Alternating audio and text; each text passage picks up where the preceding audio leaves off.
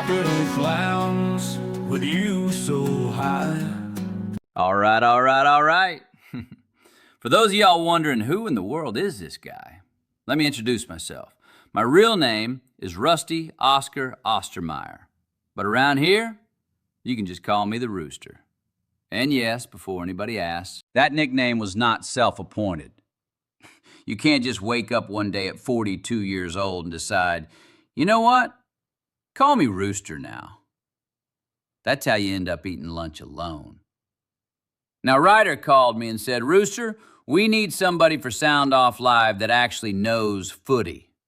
And folks, I am a big footy supporter. Been watching this beautiful game for years. Back in my day, before the dad bod moved in and signed a long-term lease, I actually played defensive midfielder, Nacogdoches High School boys soccer team, class of 1996.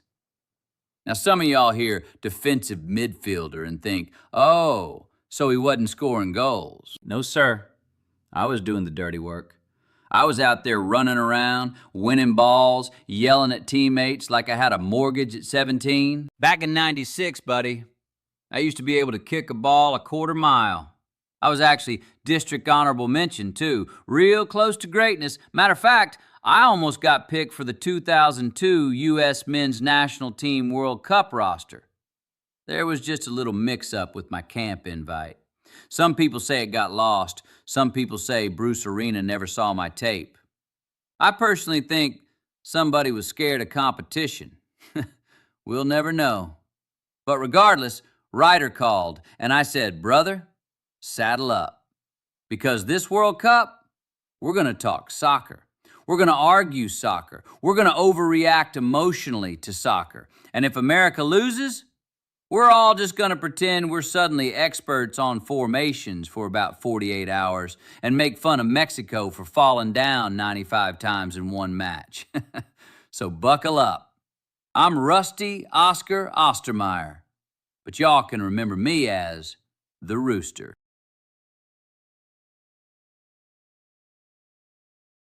All right, folks, let's settle something right now. You do not need a ticket to AT&T Stadium, VIP parking, or a cousin who somehow knows a FIFA guy to enjoy the World Cup.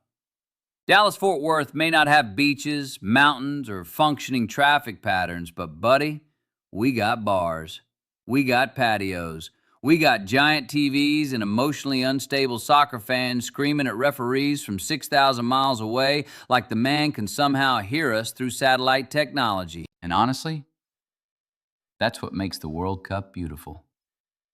Watching at home is fine, but after about 15 minutes, you realize you're standing in your kitchen yelling, "Switch the field!" to a television while eating shredded cheese directly out of a bag. Get out of the house. This month and next month, DFW turns into a mini United Nations with beer specials. So if you're wondering where to watch your country play, don't worry. The crew has done the work for you. Santi, where are we headed first? All right, before anybody starts in the comments, yes, I know. I'm wearing a Columbia jersey while talking about USA bars. I can already hear somebody typing, "Bro, pick a side." Relax, I'm Latino. During the World Cup, we support like 4 teams emotionally and 3 more spiritually. That's just how this works. It's not like I was born in Vietnam supporting Mexico. But brother, let's start with the obvious, USA supporters. If you're trying to watch the US men's national team, there are some real spots this tournament. You got Christie's Sports Bar in Dallas, old school soccer crowd, real fans, the kind of people who know substitutions before the camera guy does. But the real movement? The American Outlaws Dallas. Those people will be at the Londoner Dallas. And let me tell you something. Those people do not casually watch soccer. No. These folks show up 3 hours early in Stars and Stripes overalls, acting like Clint Dempsey personally texted them the location. You'll find USA supporters at the Londoner Dallas, Derbyshire in Frisco, Tight Ends in Plano, Glen Echo Brewing in Wiley, Hop Fusion Ale Works in Fort Worth, the Celt in McKinney, Little Woodrow's in Frisco, and now East Side Bar in Denton. Now all these bars promise to have the USA match on, with sound. So if they don't, go talk to the manager and tell them Santiago is never sending people there again. And here's what I love about America during the World Cup. For 90 minutes, everybody suddenly becomes a soccer expert. Dude hasn't watched one match in 4 years. Now he's yelling, "Bro, we gotta change formations." Sir, you thought Offsides was a furniture store 3 weeks ago. Calm down. But if America scores, buddy, somebody's buying shots. If America gives up a late goal, the whole room turns into group therapy. Complete strangers hugging like, "Hey man, we still got 2030. And honestly, that's kind of beautiful. See, this is why I love soccer. Because every country has a personality. Like if you want England fans, congratulations. Your options are basically all of Dallas pretending they live in London now. You got the Londoner Dallas, the Londoner Addison, the Londoner Colleyville, Harwood Arms, Queen's Head Pub, Blackfriar Uptown, Blackfriar Lakewood. And here's how you know it's authentic. Some guy named Nigel is going to explain football to you even though you didn't ask. He's going to say, well, technically, it's not soccer. Sir, you're in Texas. Calm down and eat your fish and chips. Also, ladies, if an English accent starts sounding attractive after 2 drinks, remember your standards. Hydrate.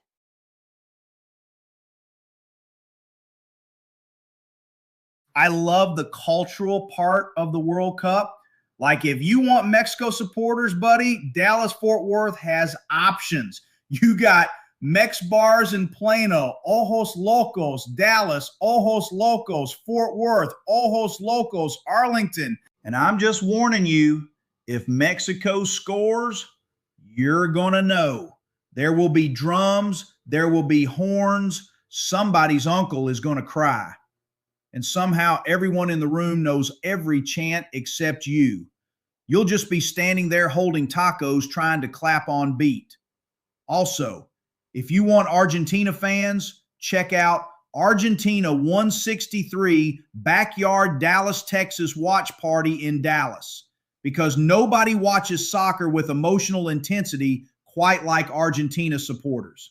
That crowd acts like every game determines the future of civilization. Now listen, if you want to go global with this thing, DFW's got you covered. Middle Eastern supporters, Saya Lounge in Dallas. That's your spot for Algeria, Egypt, Iraq, Jordan, Morocco, Saudi Arabia, Tunisia, and Qatar. Hookah, soccer, atmosphere, that place gets rolling. For Brazil, head to Concrete Cowboy and Frisco at the Star, because somehow Brazilians make even a random Tuesday group stage game feel like carnival. For Japan, Musume Dallas and Harwood Tavern. For Spain, see Tapas Restaurant, Life's Good Bar, and Grill Barcadia Dallas. For Austria, Jorg's Cafe Vienna in Plano. That one feels classy, like you accidentally became cultured. You walk in expecting soccer and leave wondering if you should learn German. And for my Dutch people, Hank's European Deli and Black Forest Bakery Netherlands fans. Y'all somehow made pastries and soccer go together. And honestly, respect. And if you just want pure soccer people, no casuals, no fake fans. No guy asking, what quarter is it? Go to Petticolas Brewing in Dallas. That place cares about soccer, like deeply. Uncomfortably deeply. So there you have it. You don't need stadium tickets. You just need the right crowd, because the World Cup is better with people, better with yelling, better with somebody confidently explaining offsides completely wrong. And honestly, watching alone turns you into a person screaming, "Pass the ball!" at drywall. So pick your country, grab your people, get there early, hydrate, and for the love of God, don't be the guy asking during penalties, wait, if they miss, do they still get points? We'll see y'all out there. This is Sound Off Live. Different flags, one game, one crew.